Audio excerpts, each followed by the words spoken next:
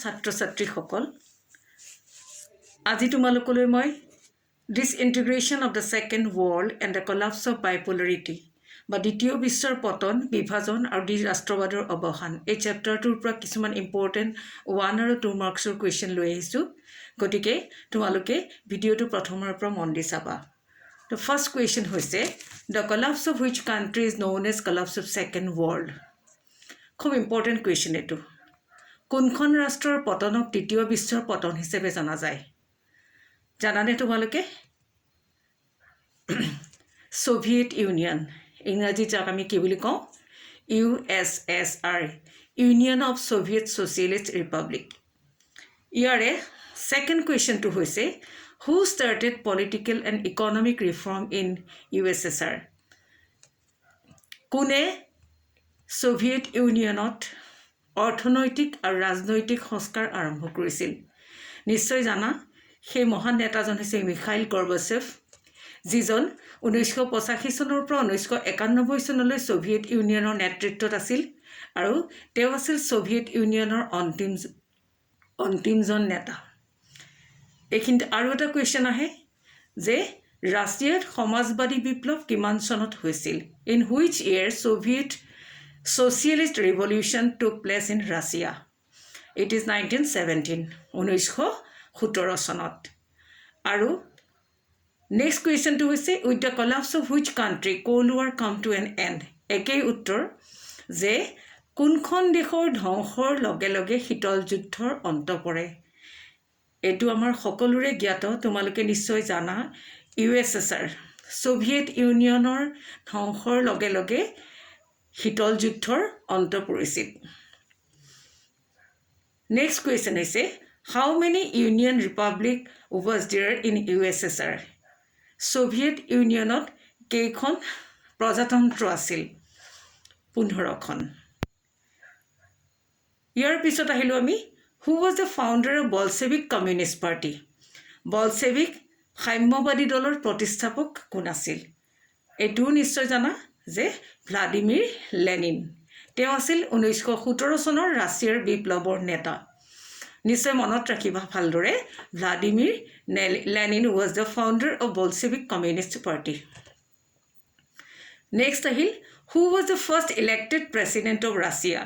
ৰাছিয়াৰ নিৰ্বাচিত ৰাষ্ট্ৰপতি কোন আছিল বৰিছ য়েলচিন এটো খুব ইম্পৰ্টেণ্ট কুৱেশ্যন যে who was the first elected president ৰাছিয়াৰ প্ৰথম গৰাকী নিৰ্বাচিত ৰাষ্ট্ৰপতি আছিল বৰিছ য়েলচিন তেওঁ কেতিয়ালৈকে আছিল 1991 চনৰ পৰা 1999 চনলৈ তেওঁ ৰাছিয়াৰ ৰাষ্ট্ৰপতি হিচাপে নিৰ্বাচিত হৈছিল on which ideology was the Soviet political system based সোভিয়েটৰ ৰাজনৈতিক অৱস্থা কি আদৰ্শৰ ওপৰত নিৰ্ভৰশীল আছিল সমাজবাদী আদৰ্শ নহয়নে on which ideology অৰ্থাৎ সোভিয়েটৰ ৰাজনৈতিক অৱস্থা কি আদৰ্শৰ ওপৰত আছিল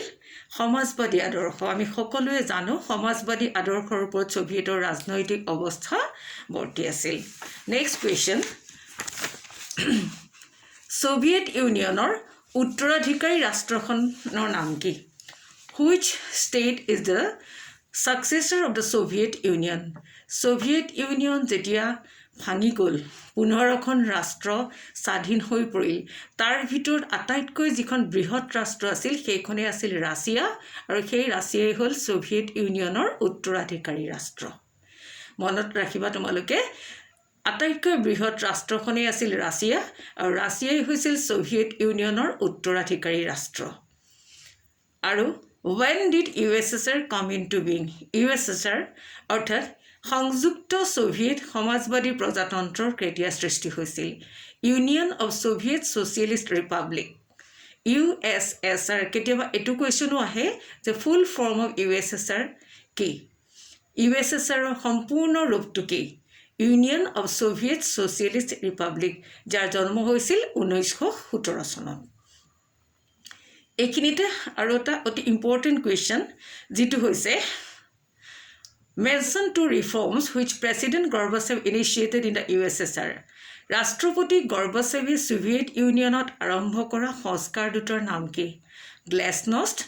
অৰ্থাৎ অধিক স্বচ্ছতা আৰু পেৰেষ্ট্ৰয়কা বা পুনৰ নিৰ্মাণ গ্লেছনষ্ট যাক আমি অসমীয়াত অধিক স্বচ্ছতা বুলি পাইছোঁ আৰু পেৰেষ্ট্ৰইকা যাক আমি অসমীয়াত পুনৰ নিৰ্মাণ বুলি পাইছোঁ এতিয়া তোমালোকে যিকোনো দুটা ইংৰাজীত লিখিলেও হ'ব গ্লেছনষ্ট বা পেৰেষ্ট্ৰইকা ইয়াৰ পিছত আহিল when Soviet Union became a great power Soviet Russia কেতিয়া বৃহৎ শক্তি হিচাপে পৰিগণিত হৈছিল আমি সকলোৱে জানো দ্বিতীয় বিশ্বযুদ্ধৰ পিছত সোভিয়েট ইউনিয়ন হৈ পৰিছিল বিশ্বৰ বৃহৎ শক্তি আৰু কোনটো দলে সোভিয়েট ইউনিয়নত শাসন কৰিছিল which party ruled the USSR সেইটো হৈছে কমিউনিষ্ট পাৰ্টি বা সাম্যবাদী দল ইয়াতে আৰু এটা ইম্পৰ্টেণ্ট কুৱেশ্যন আছে ৰাছিয়াৰ প্ৰচলিত মুদ্ৰাৰ নাম কি